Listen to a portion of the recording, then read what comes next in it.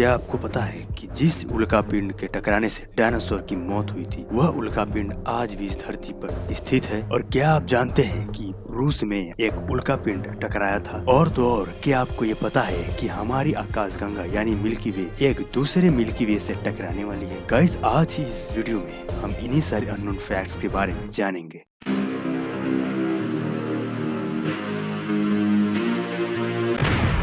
Guys, scientist ने एक ऐसी बात बताई है जिससे लोग काफी डर गए। 2006 से अब तक लगभग 26 उल्काओं का धमाका हो चुका है, जिनमें से कुछ उल्काओं की ताकत हिरोशिमा के परमाणु बमों से 40 गुना ज्यादा दमदार थी। और आश्चर्य की बात तो ये है कि इनमें से किसी का भी पता इनके आने से पहले नहीं चला। लेकिन अगर हम इनके आने का पता पहले लगा भी लेते तो भी हम इन्हें नहीं रोक पाते। यानी कि साइंटिस्ट को भी नहीं पता कब कहां से कौन सा उल्कापिंड इस पृथ्वी पर आके टकरा जाए। साइंटिस्ट सिर्फ उन्हीं उल्कापिंडों के बारे में जानते हैं जिन्हें वो देख लेते हैं या जिन पर काफी टाइम से रिसर्च कर रहे होते हैं।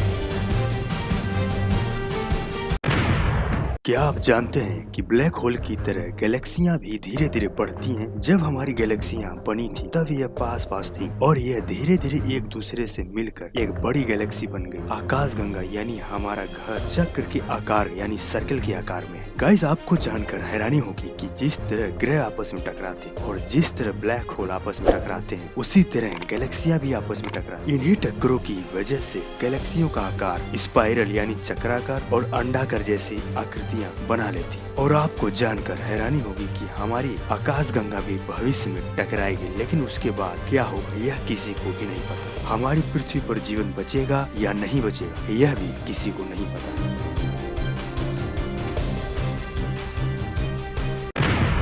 गाइस, हमारी पृथ्वी पर 15 फरवरी 2013 को सुबह 9:42 पर साइबेरिया के शहर चेलेनबिस्क में एक 14,000 टन वजन और 30 मीटर व्यास डायमीटर वाला एक उल्कापिंड जिसकी स्पीड तकरीबन 67,200 किलोमीटर पर घंटा थी। दोस्तों, राहत की बात यह है कि यह करीब 29 किलोमीटर की ऊंचाई पर हवा में ही फट जाता है, जिससे बहुत ताकतवर वेव निकलती है, जिससे खिड़कियों की कांच टूट जाती है और 60,000 इमारतों को नुकसान पहुँचता है और तकरीबन 15,000 लोग इससे घायल हो जाते हैं। अगर ये पृथ्वी से टकराती तो यह 20 हिरोशिमा बमों जितना नुकसान पहुंचा देती। ज्यादातर उल्कापिंड हमारे वायुमंडल में हवा में ही फट जाते हैं, लेकिन कुछ बड़े उल्कापिंडों में ऐसा नहीं होता, वो सीधे पृथ्वी से टकरा जाती। गाइस, ज्यादातर उल्कापिंड हवा में इसलिए फट जाती है क्योंकि हवा की रगड़ से उनके पार्टिकल्स में आग लग जाता है, उनके बाहरी परत में आग लग जाता है, जिससे वह धीरे धीरे टुकड़ों में टूट जाते हैं और फैल जाते हैं।